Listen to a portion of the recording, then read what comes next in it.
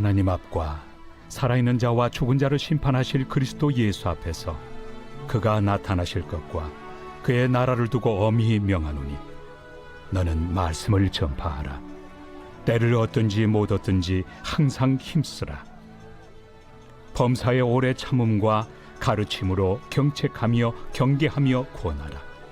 때가 이르리니 사람이 바른 교훈을 받지 아니하며 귀가 가려워서 자기의 사욕을 따를 스승을 많이 두고 또 그 귀를 진리에서 돌이켜 허탄한 이야기를 따르리라.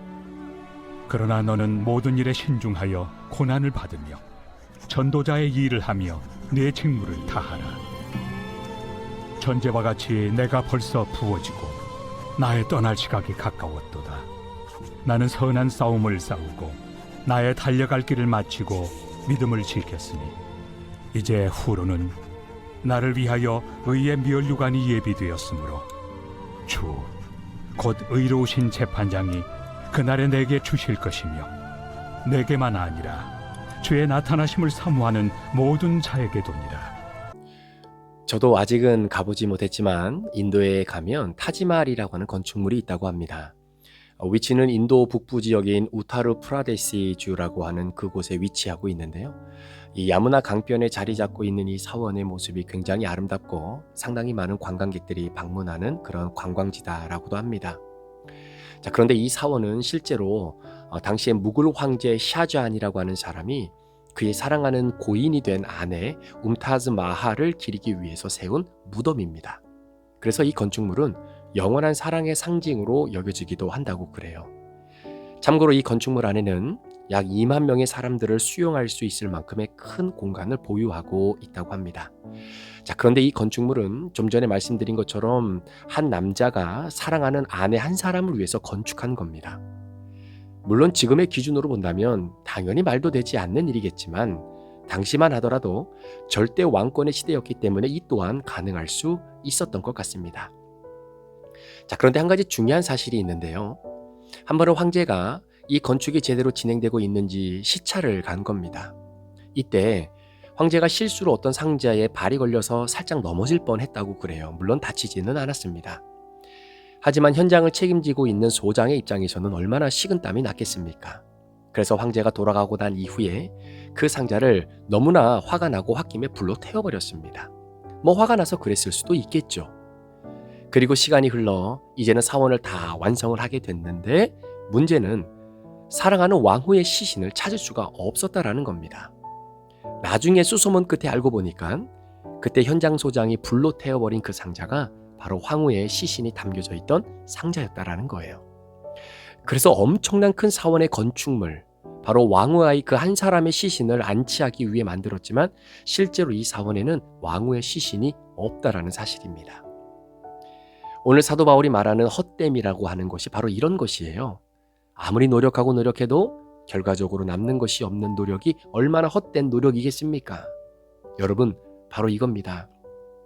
오늘을 살아가는 모든 사람들은 저를 포함해서 결국 죽음을 향해 나아가고 있는 시간이라고 볼 수 있습니다.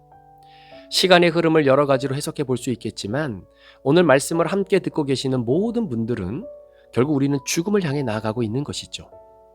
인생이 마무리가 되는 순간 내게 주어진 인생의 1막이 마무리가 되고 제2의 인생의 막이 시작이 될 텐데 문제는 불신자들은 자신의 인생 1막이 끝나고 나면 2막이 어떻게 진행되고 내가 어디로 가야 하는지를 모르고 있다는 사실입니다. 사실 저는 목회자 가정에서 태어났는데요. 그래서 아버지가 목회 임지가 바뀔 때마다 이사를 참 많이 다녔던 것 같습니다. 자, 그런데 제가 목사가 되고 난 이후에 똑같이 저희 가정도 이사를 여기저기 많이 다녔습니다. 2011년도 시카고에 와서부터는 이사를 한 4번 정도 했으니까요. 자, 그런데 이사를 가기 위해 짐을 다 쌌는데 어디로 가야 할지 목적지가 정해지지 않았다면 얼마나 두렵고 막막하겠습니까? 내가 어디로 가는지를 모르고 오늘을 살아가는 사람처럼 불쌍한 사람이 또 어디 있겠습니까? 가끔 동물들이 도살장에 끌려가는 모습을 다루는 프로를 본 적이 있는데요. 자, 그런데 소와 돼지가 도살장으로 끌려갈 때 그 모습이 판이하게 다릅니다. 소는요, 알아요. 자신이 지금 어디로 가고 있는지, 그래서 도살장으로 죽음을 향해 가고 있다는 것을 아는 순간 소의 뇌에서는 눈물이 흐릅니다. 그런데 돼지는요, 몰라요. 자신이 도살장으로 끌려가고 있는데도 여전히 어디 먹을 것이 없는지 여기에만 관심이 집중되어 있는 겁니다. 심지어 어떤 돼지는요, 그 현장에서 교미를 시도하는 돼지들도 있다는 사실입니다.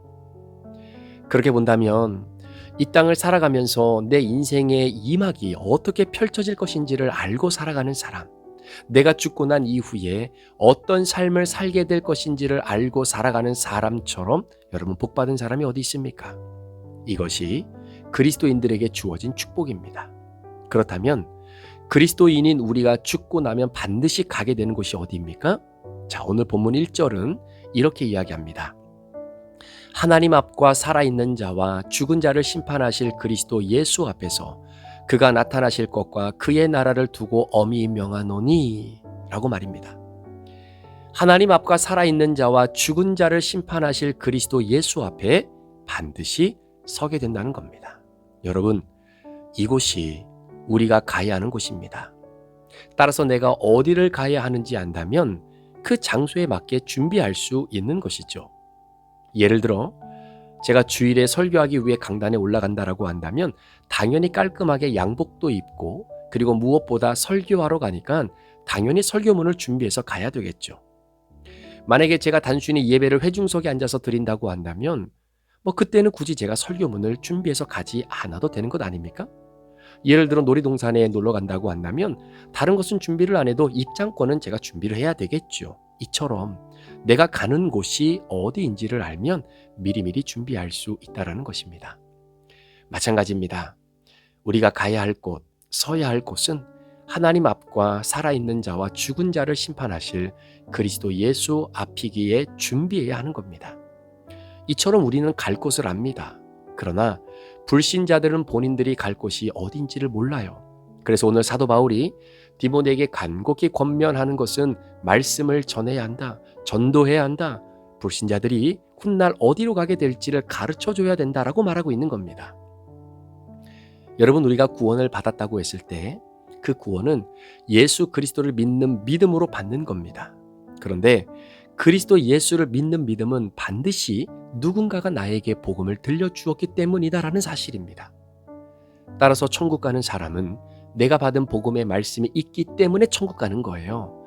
그렇기 때문에 구원받은 사람은 구원받는 그 즉시 의무가 생기는 겁니다. 이유는 내가 내 스스로 구원을 얻은 것이 아니라 누군가가 나에게 복음을 전해 주었기 때문에 가능했기에 나 역시 누군가에게 복음을 전하고 그 복음을 들은 사람이 예수님을 믿을 수 있도록 그 의무를 이행할 책임이 그리스도인들에게 주어진다라는 사실이죠.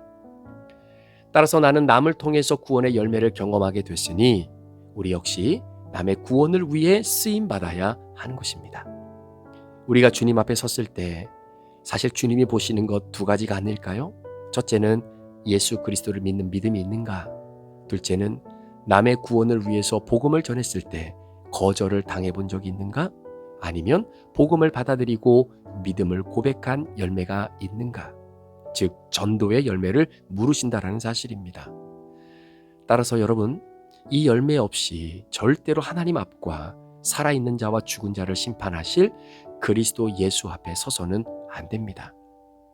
우리가 기억해야 될 것은 전도의 열매는 복음을 전했을 때 거절당하는 것도 포함된다는 사실입니다. 많은 그리스도인들이 거절당하면 어떻게 하지? 이렇게 두렵고 무서워서 복음 전하는 일을 게을르게 행할 때가 있습니다. 그런데 성경은 그게 아니다라는 거예요. 주님이 보시는 전도의 열매는 복음을 나누는 그 일 자체입니다. 그러면서 디모데에게 한 가지 요청을 합니다. 2절 말씀에 보면 때를 얻든지 못 얻든지 항상 힘쓰라고 말이죠.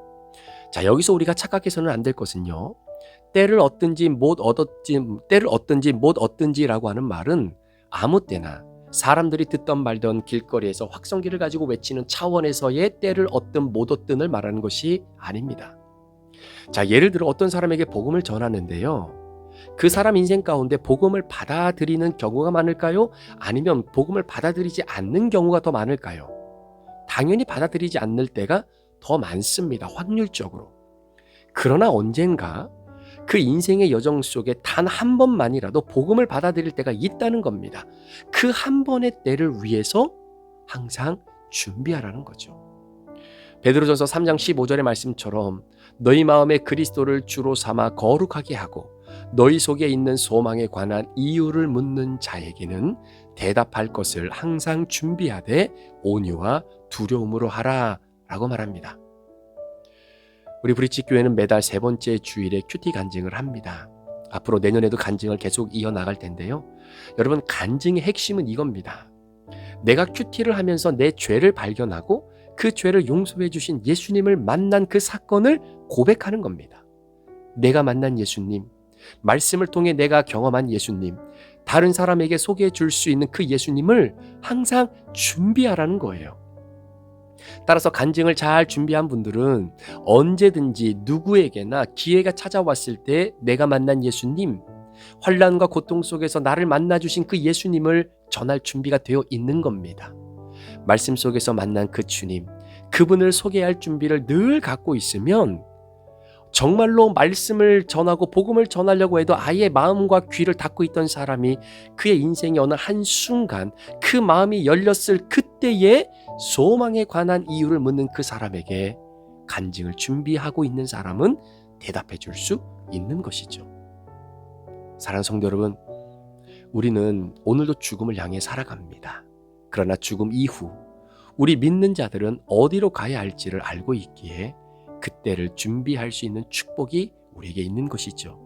이 놀라운 은혜를 받은 내가 누군가로부터 소망의 이유를 묻는 자들에게 대답해 줄 수 있는 바로 그 예수님, 여러분 잘 준비하셔서 때를 얻든지 못 얻든지 전도의 열매를 하나님께 보여드릴 수 있는 저와 여러분의 오늘의 삶이 되기를 우리 구주 예수 그리스도의 이름으로 간절히 축원합니다. 기도하시겠습니다. 하나님 아버지, 때를 얻든지 못 얻든지 내가 만난 예수를 누군가에게 전해줄 수 있도록 간증을 준비하는 오늘 하루가 되기를 원합니다. 무엇보다도 주신 큐티의 말씀을 통해서 그 말씀 속에 있는 예수님을 발견할 수 있도록 하나님 도와주시옵소서. 단순히 간증을 통해 내가 이렇게 못했으니 앞으로 잘하겠습니다 라고 하는 차원의 간증이 아니라 나의 죄를 드러내 주시고 내 죄를 용서해 주시고 나를 다시 품어주신 그 예수님을 발견하고 그 주님을 고백하고 소개할 수 있는 간증이 우리 성도들의 삶 가운데 많이 늘어나도록 축복해 주옵소서. 감사를 드리며 예수 그리스도의 귀하신 이름으로 기도합니다. 아멘.